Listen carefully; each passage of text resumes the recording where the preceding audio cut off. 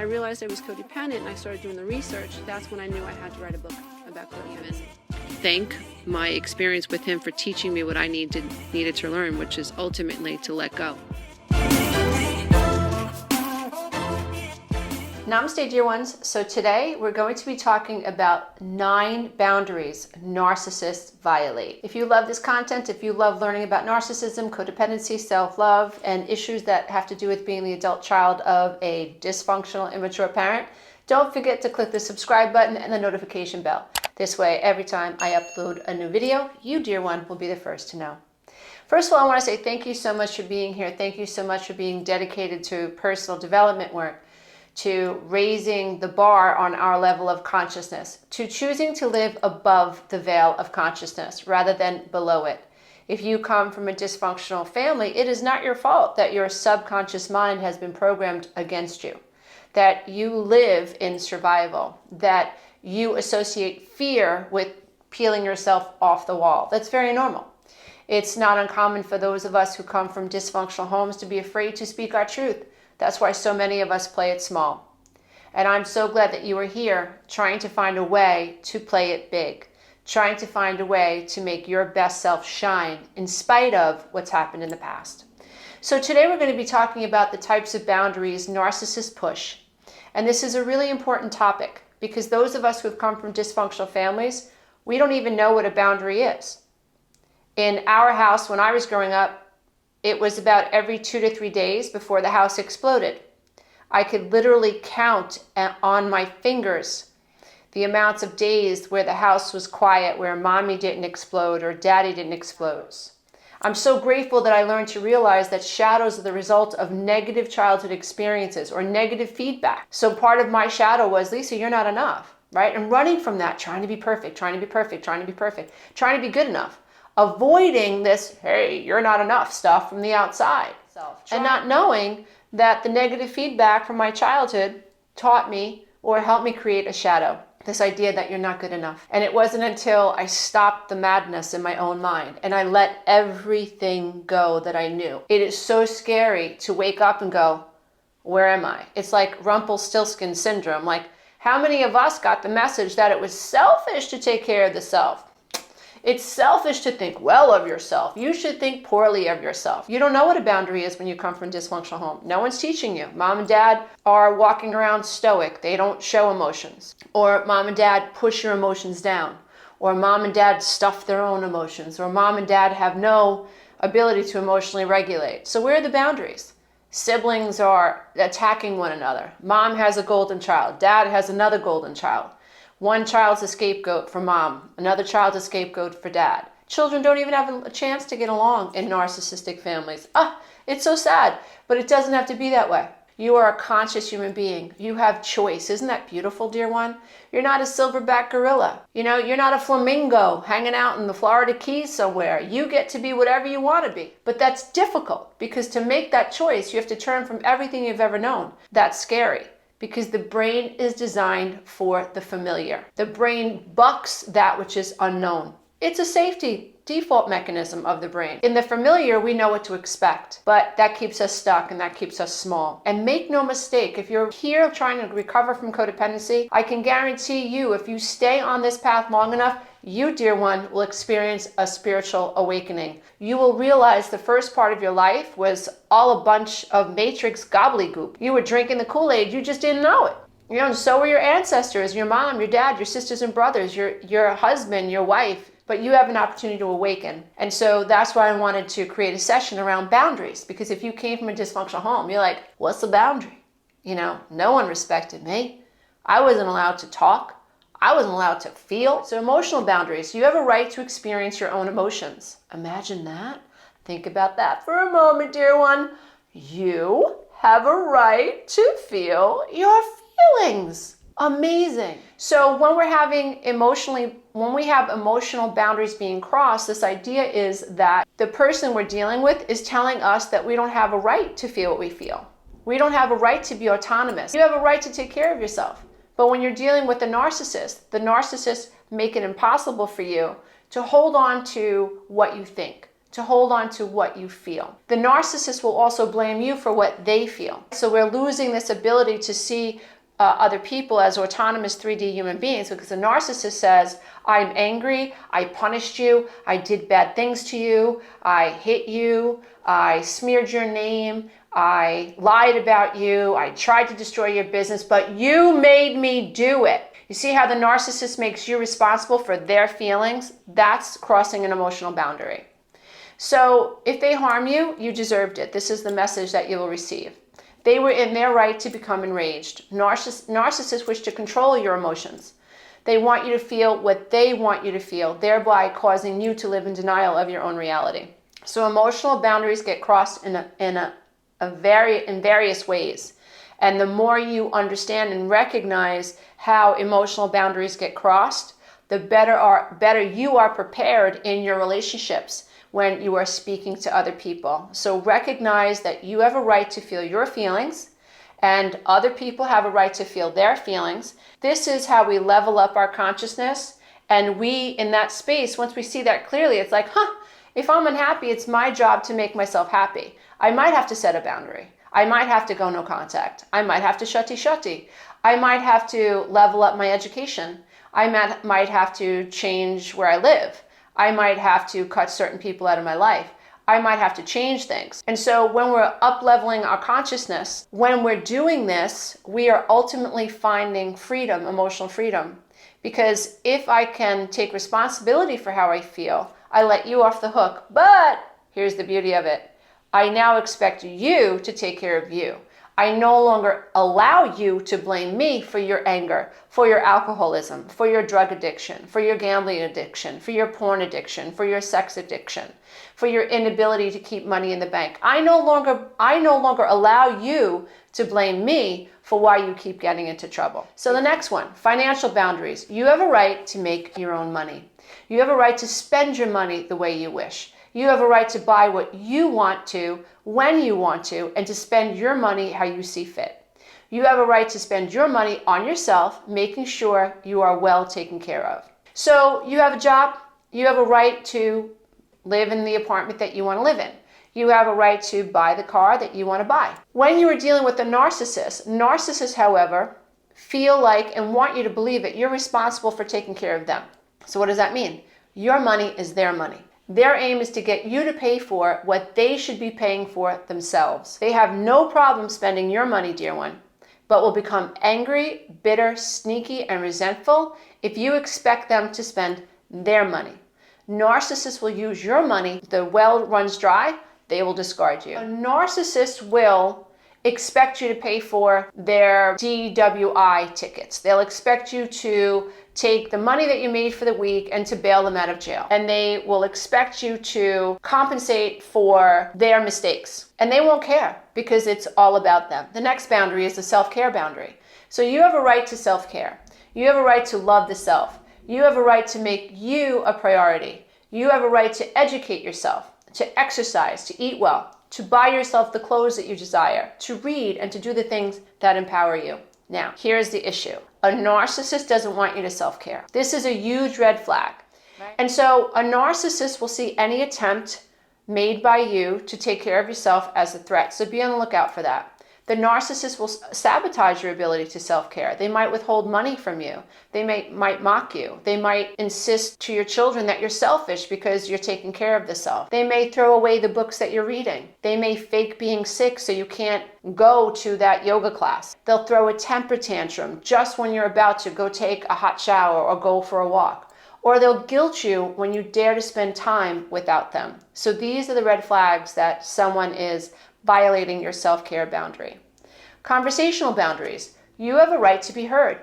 You have a right to be understood and to be treated as if what you have to say in a conversation is valid, important, and worthy. You have a right to feel safe when speaking with another person or within a group. It's amazing when you think about it, especially if you've come from a house or a childhood home full of trauma and drama. When you think about this idea that it is so unhealthy to not be heard in a conversation, feeling unheard, being treated with indifference by our family, by the adults in our family, And then having that indifference mirrored by siblings. So if you were mom's scapegoated child, your brother may have been the golden child of your mom. And your brother may show you indifference. So he's just mirroring the energy of mom. And so when you have something to say after school or at the dinner table, rather than mom mock you, your brother mocks you first. So he's doing the dirty work of the narcissistic mom. Now, narcissists will talk over you. They will mock you. They will invalidate you.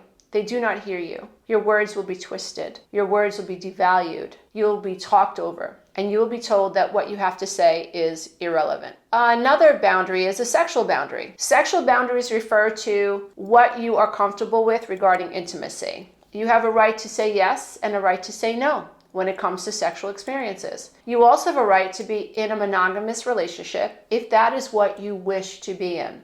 And if you're in a relationship with someone, you two should be in agreement for what the boundaries are around the relationship, including, is this a monogamous relationship? Including what is okay and what is not okay regarding intimacy. Now, if you're dealing with a narcissist will push that boundary. They will act like they heard you when you say no or you say yes, or I like this and I don't like that. But they will push back on anything that you said, or a lot of what you said, if they want to do something that you don't want to do. Say no to a narcissist and they will come up with all of this backwards rationalization about their friend's wife allows him to do this. His friend's wife is okay with this. His ex-girlfriend did this. What's wrong with you? Or it could be male-female. It could be female-male, where the female is pushing a male counterpart to do something that he's just not comfortable with. So if you're dealing with a narcissist, they act like they hear you. But in time, what will happen around sex is that what you like and what you don't like will be exploited.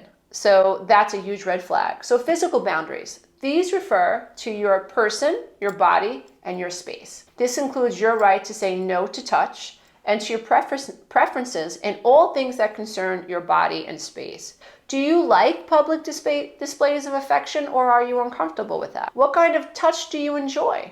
What don't you enjoy? What makes you feel safe and what makes you feel unsafe?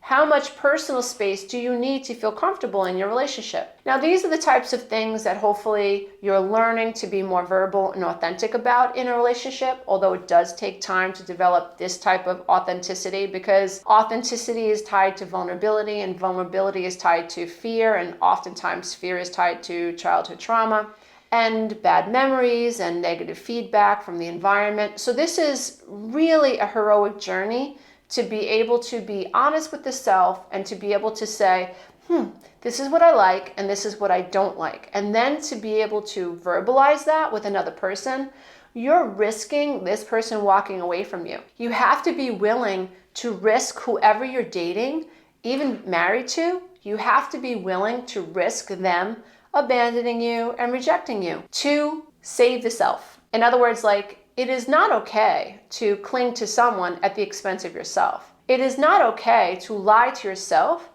lie to others, and to lie to yourself at the expense of yourself. It's not. And the less you abandon yourself, the more you honor yourself, the less you fear being abandoned, and the more able you are to be vulnerable, because now you're not attached to an outcome. Now you're not seeking the approval of this person. Now it's just you being you. When we're lying to ourselves, when we're pretending we like things that we don't, we're really abandoning the self. To try to keep that in mind. So material boundaries. You have a right to own what you own.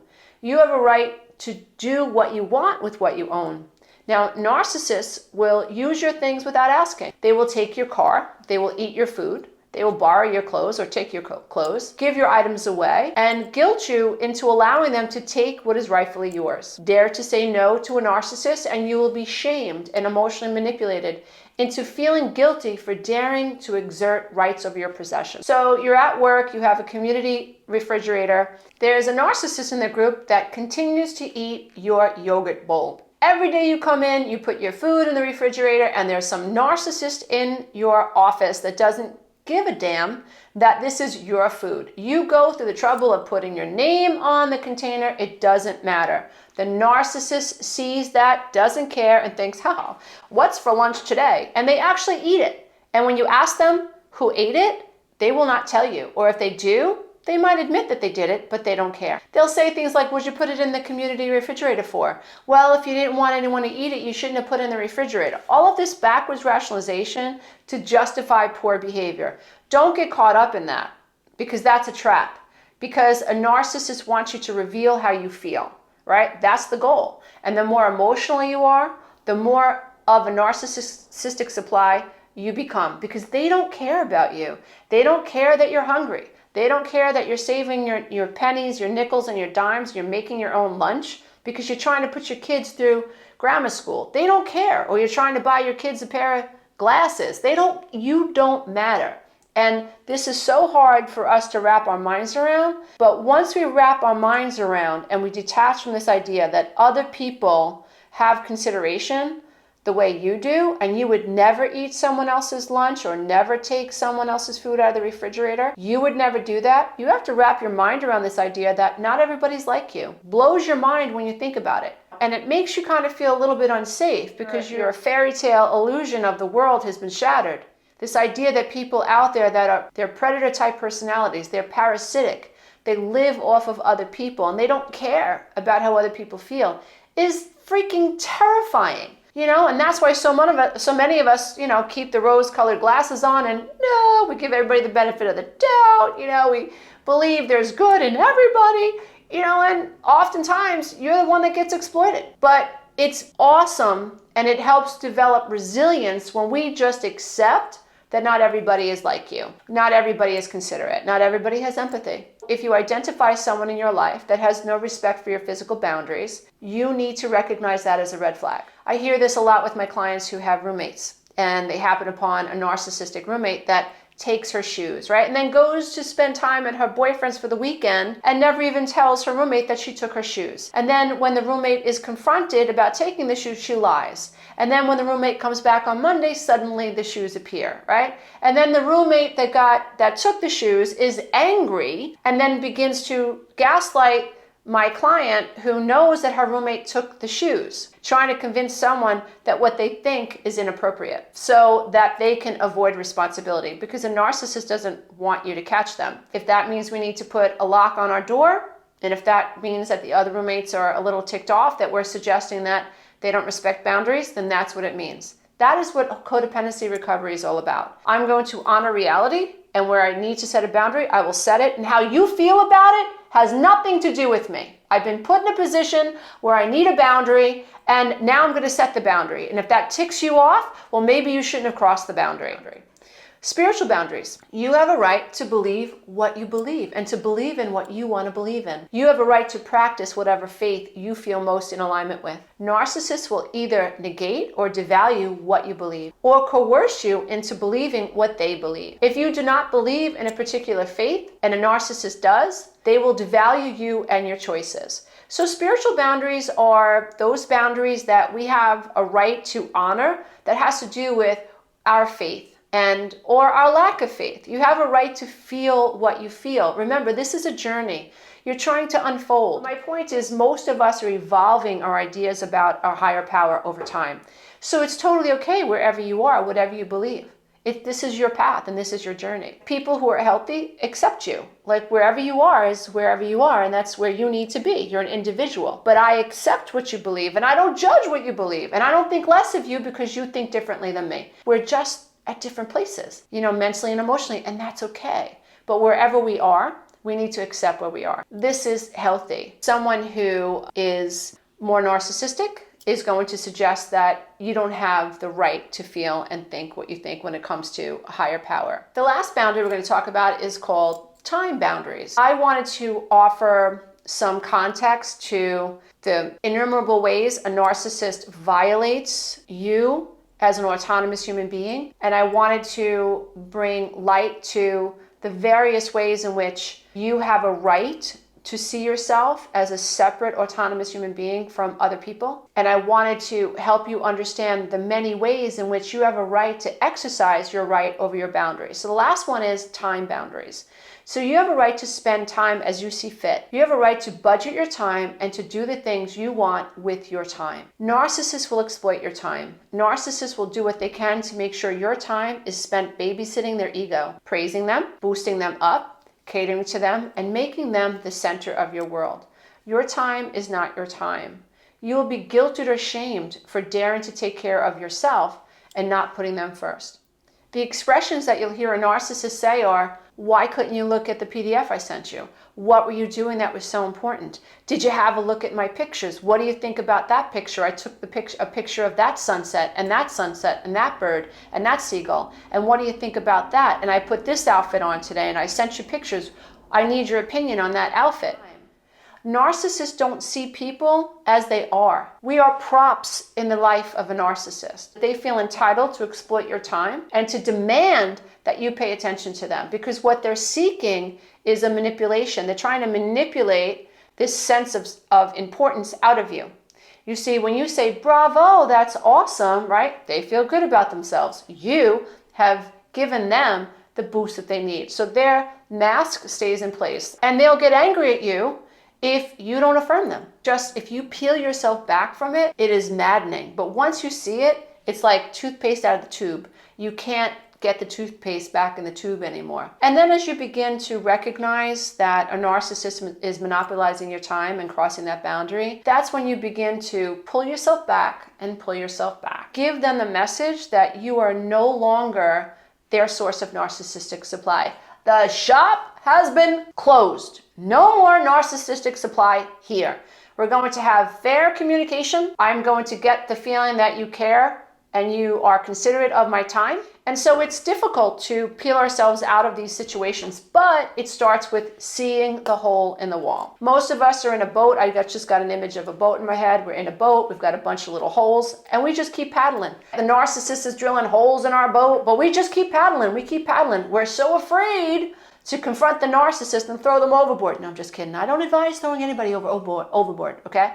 That's just a metaphor. My point is, we are so below the veil of consciousness. We are so that frog in the pot of water. We're so boiling in that pot of water. We have so acclimated to the heat that we don't know any other way. And I just don't think that's any way to live a life, right? So if you're a mom and you're in a codependent relationship with someone who is narcissistic, your children are watching. If you are a man and you are in a relationship with a narcissistic woman and you have children, your children are watching, your family is watching, and you have the right to have people that you care for honor your boundary. But how do we get someone to honor a boundary if we don't realize that they violated that boundary? Part of codependency recovery is also we have to know that as we change, our entire way of thinking and feeling and being in the world begins to change. So our manifestations are the result of beliefs that created thinking, that created feeling, that created actions, that created outcomes. And I know in my life, when I began to upset that process, I went back to the beginning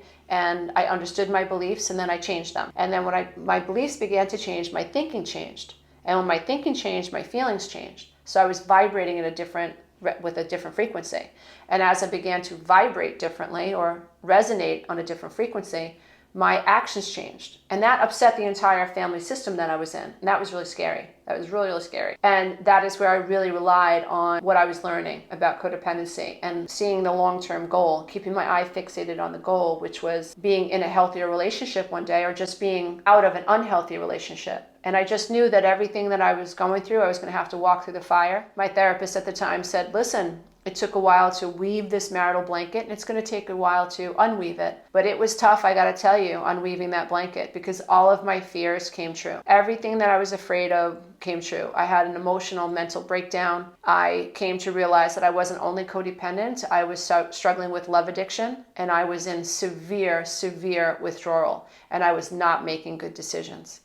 And as a result of not making good decisions, I was dealing with the shame of not making good decisions. And in time, I learned to forgive myself because I realized that the fears that I had and the things that I engaged in at the time, due to coming out of a relationship that I was dependent upon and going into withdrawal, I learned that I had to forgive myself. And until I forgave myself, these fears were going to chase me. The only person that I really needed forgiveness from really was myself. And the more I forgave the younger self, who was having a mental and emotional breakdown, the more I forgave her, the more I had empathy for her, the more I wanted to wrap my arms around her and say, hey, listen, kid, it could be no other way. You had very poor role models You had no one that had any wisdom truly that you could go to. You were an emotional wreck. You could only play with the tools that are in the shed, and you didn't have many. You did the best that you could. It was a bad time, but now that you know better, you do better. Thank you, Maya Angelou. So really turning all that love and compassion onto myself, facing the dark night of the soul, weeping and crying, and just allowing all of this guilt and this shame to ooze out of me, which is the result of all of my shadows. And my story is not unique. I'm not a freaking unicorn. I'm not a unicorn.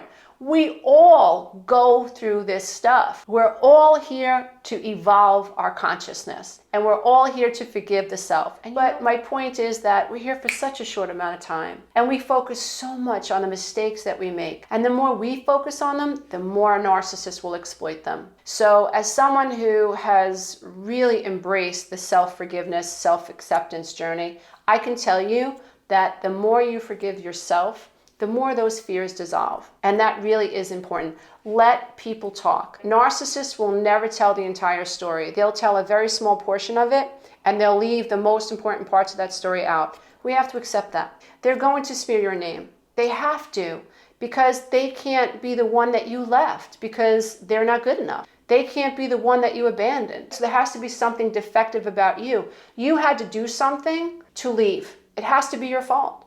And that was a huge aha moment for me when I realized it could be no other way. I had to be the one that everyone blamed. I had to be the one that was wrong. And so it's really difficult when you're ending a relationship. The smear campaign is coming. The exploitation of the truth, the twisting of the truth. At the end of the day, what ends up happening as we're evolving our soul is we begin to realize there was no escaping our dragon. There was no escaping our fear. There was no escaping the abandonment. There was no escaping the rejection.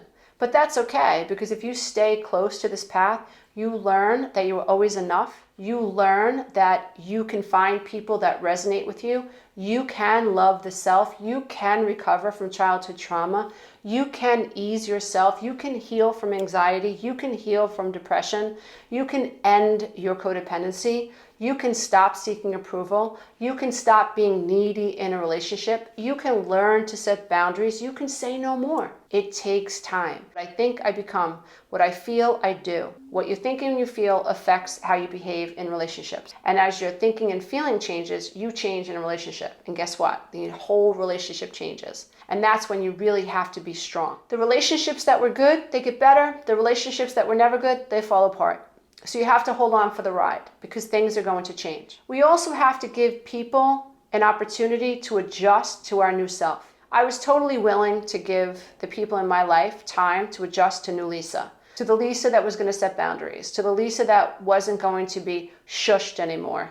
To the Lisa that was not going to be permitted to take care of herself. Changing. But unfortunately, in my life, there were certain people that just were completely intolerant of the new Lisa and who wanted to break me. And those are the people that I had to part ways with. And it was really, really hard, because it felt like I was pulling my skin off, because I loved these people. But I knew that I couldn't sacrifice myself to hold on to these relationships. And I had to let that go. And again, it's important that we realize that none of us are perfect. So we don't take this idea that we've never made mistakes or we haven't participated in some cases in the demise of relationships, because that's just not true. Right? If I was really super healthy, I would have never ended up in the relationship that I ended up in. But those of us who are struggling with low self-worth, and those of us who've come from dysfunctional homes, those of us who are starving for affection, it's difficult for us to set boundaries. It's difficult for us to walk away. So the unhealthier we are, the more we tolerate and the less boundaries we set. So I think part of the recovery process is absolutely identifying the boundaries in relationships that need to be respected. Now that I know that these are the boundaries that I have a right to be respected, now I have some ammunition. So now I have some context. I have some cognitive context. So now when I'm violated, when my time boundary is being violated, when my material boundaries are being violated, when my conversational boundaries are being violated, right? When my spiritual boundaries are being violated, now I know it. Now I can call it out. Now I have some context. Now I have a label, and that helps to bring order to chaos. Namaste, everybody. Until next time. Bye for now. Hey, if you love this content, don't forget to check out the next video, and you can go to my website and take the Codependency quiz.